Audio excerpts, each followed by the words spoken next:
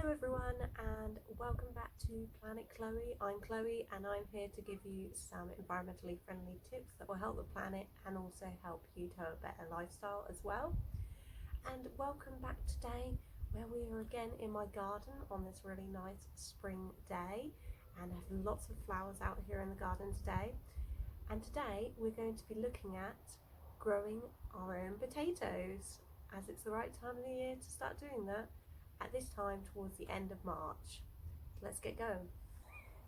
So first things first, it's what potatoes you're going to grow, and what you'll need to do is think about getting a bag of seed potatoes. So these are the actual tubers that you'll grow the potatoes from, and you can buy these from any garden centre. And I've just bought some Maris Piper ones, I think they are.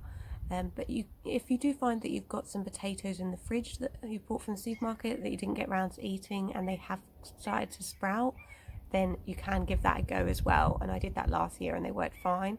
The only difference is that the seed potatoes are supposed to be more resistant to disease. So once you've got your potatoes, the next thing you need to do is chit them. Chit, C-H-I-T. Chitting your potatoes involves putting them in an egg box or some other dry tray and putting them somewhere light and cool in your house for a few weeks to let the sprouts grow longer. So this is an egg box that I have with my seed potatoes, and you can see that the sprouts have come on quite a way.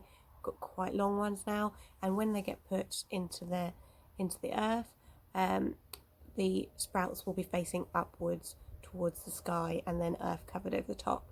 So next thing to do after they're chitted and ready is to put them in our container, which we are going to use something special.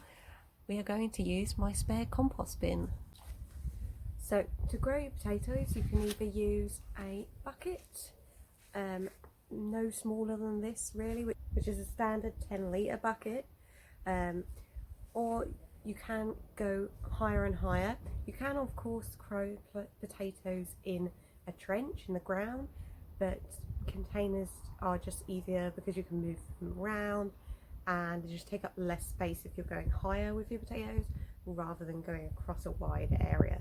So I have about 25 seed potatoes this year, so I'm going to grow some in my buckets, but I'm going to grow the majority in my big compost bin because I have a spare one. And it's very large.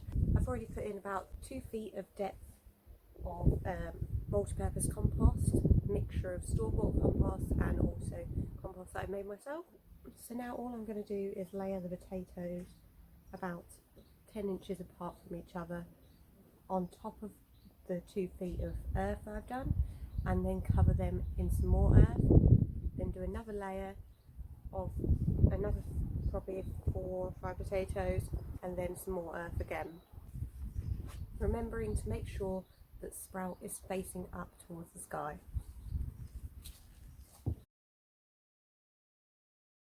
If I was using my bucket, which I will be doing some buckets, I'd probably put no more than maximum 4 of these size potatoes, which are kind of the size of a Maris Piper. I wouldn't put more than 4 maximum of these into a 10-litre bucket because it needs to have space in order to grow the potatoes that come from it. Otherwise you'll end up with all these tiny little potatoes, or hardly any. So that's my compost, just regular compost.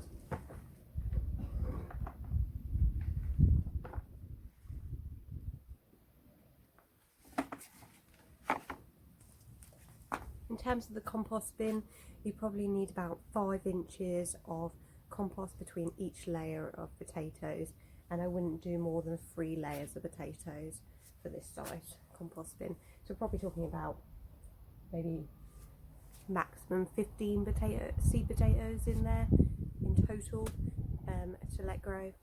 So now that my final layer of earth has gone on top, I've stopped it about halfway up the compost bin. So it's half full now, and it has about 5 inches or so of earth on top of the final layer of seed potatoes. And the important thing is to make sure that As they grow and as you see shoots come up, you keep covering it with a layer of earth and basically keep burying the shoots that come up until you get to the top of the bin. And at that point you can then let it grow and it will come out with a lovely amount of tumbling leaves, which are quite pretty, and some small flowers. And then it's time to harvest. Depending on the size potatoes you want, you can harvest right after the flowers die off, or you can wait for not only the flowers to die off but the actual shoots to turn yellow, and then you just tip your bin out and rummage for potatoes, which is the really fun part.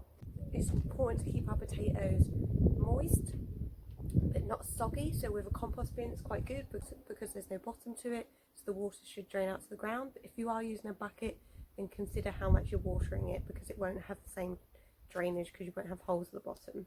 If you're using a big pot, then that's okay, as long as you've got some drainage underneath and it lifted up so the water can come through. So I'm going to water this now, and then we're going to let it grow and become potatoes for later this year, and they are going to be delicious. I hope you enjoyed that, guys, and I will see you next week for another week of meat-free Lent on Planet Chloe. And I think next week we're going to be talking about fruit. Alright, don't forget to hit subscribe, and see you later. Bye.